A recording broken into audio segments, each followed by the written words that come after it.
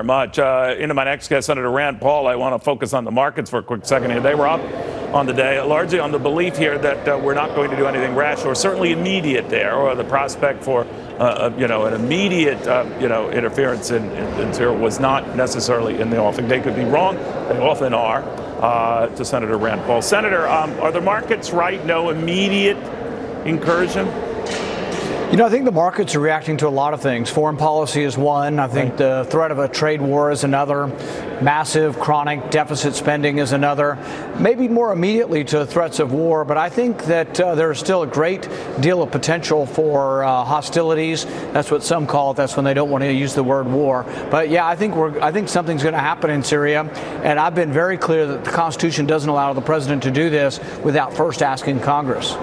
I noticed today, Senator, following the hearing closely with, Director Pompeo, that you were very tough on him and not so much interested in his conversation, what he might or might have had with Bob Mueller, but more to the point on this Syrian issue and whether he or we should be going in there. Could you explain? Well, one of the points I've been making is that one of the things I liked about President Trump is he said the Iraq War was one of our single biggest mistakes, geopolitical mistakes. And I think President Trump deserves to have people around him who understand that and believe that. I frankly think Pompeo doesn't believe the Iraq War was a mistake. I asked him whether we should stay in Afghanistan. He says we should stay in Afghanistan.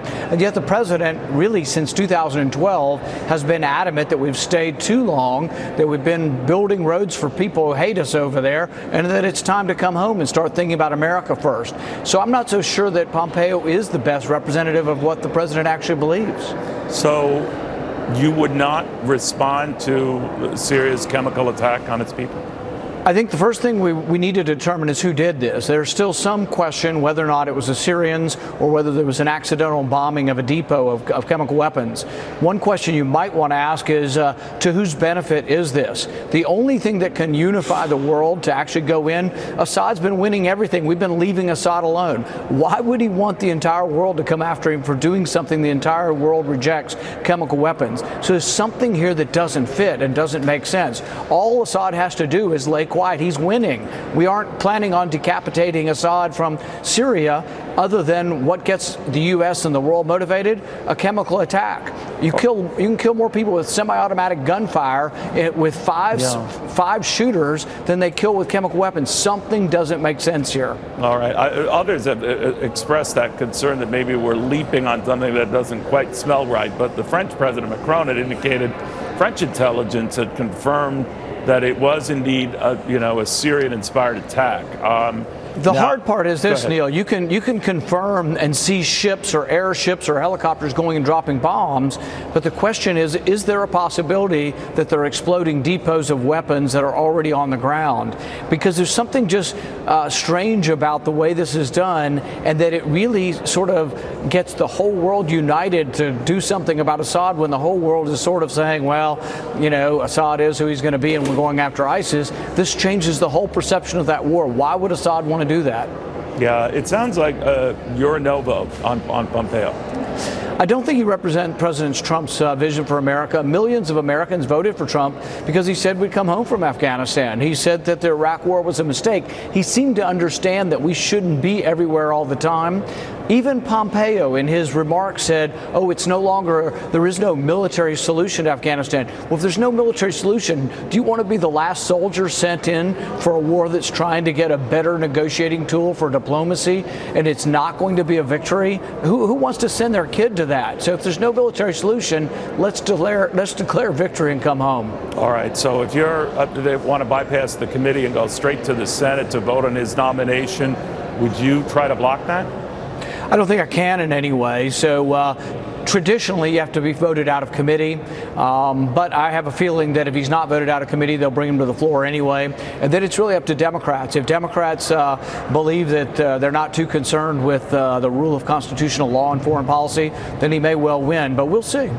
Switching gears very slightly, Senator, some of your colleagues, including some Republicans, are trying to push a measure that would prevent the president from firing Bob Mueller. What do you think of that? I'm not for Congress getting involved in this. I don't like the idea of special prosecutors. I think have way too much latitude. I think the indictments and all of the accusations so far have had nothing really to do with Russia or Russia collusion.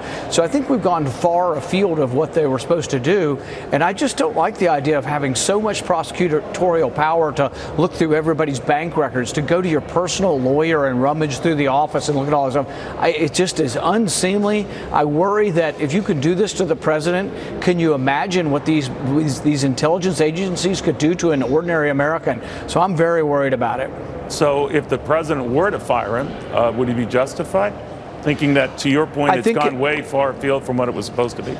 I think it's one of these things where we never should have had a special prosecutor, but now that we do, it's hard to fire them for many reasons. I think the public perception of trying to cover something up by firing them is almost insurmountable. It's just hard to imagine doing that. But the one thing the president could do, and if the president were asking me, what I would say is he needs to declassify more of the shenanigans that have gone on over there. See, there's a lot of stuff that's kept secret, and the Department of Justice wants to keep it secret from Congress and from the people, but he should declassify reams and reams of this stuff, put it all out there. Let's know about James Clapper and his lying to the Congress and that it was a felony. Are we going to investigate that? Should he have a lifelong pension for lying to Congress? Should Peter Strzok still work there? Should Lisa Page still work there? Should they have top secret authority? I asked the FBI head this. Do Peter Strzok and Lisa Page still have top secret authority? And he said all agents have top secret authority. He wouldn't tell me specifically, but he said all agents do, which leads me to believe that these people who hate Trump so viscerally could still be sitting over there doing that. How long do they have that authority when they're repositioned or even dumped?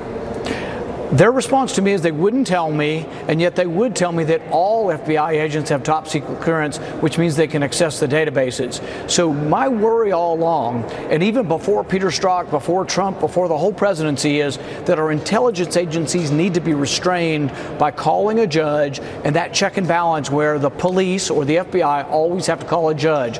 You should not be allowed to search an American in any database, IRS, any of this other stuff, without first presenting proof that they or probable cause that they've committed a crime to a judge. You know, the reason why the president gets exasperated by this, we're told, Senator, he thinks these agencies, most notably at the Justice Department and the FBI, have it out for him, that they are gunning for him. Do you agree with that? Clearly some do. Peter Strzok and Lisa Page have been found out by hundreds and hundreds of texts that they were trying to do what they could to prevent him from being president, and that they had some sort of insurance policy. That should be in public forum. Should we not ask these two agents what was their insurance policy? Should Andy McCabe be forced to testify under law? So really it does look like two sets of justice. So they go after the president's personal lawyer with a raid to all of his houses. They really go against the precedent of not invading the attorney-client privilege. Did anybody invade Hillary Clinton's lawyer? Is anybody doing anything about Peter Strzok? So it looks like two sets of justice here, and I'm for absolutely Peter Strzok and Lisa Page shouldn't work at the FBI. If they do, they should be on restricted duty, and they should not be allowed to search Americans' database, because I'm afraid they are so biased that they bring that bias to work, and they could well be abusing that power. Senator Rand Paul, good seeing you again. Thank you.